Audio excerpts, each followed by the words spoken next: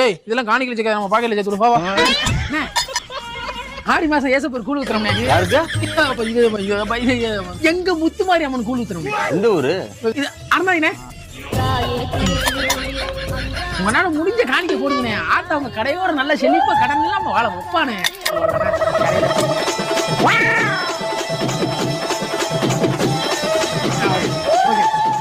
இந்த 10 ரூபாய்க்கு என்னென்னலாம் பேச வேண்டியது இருக்கு.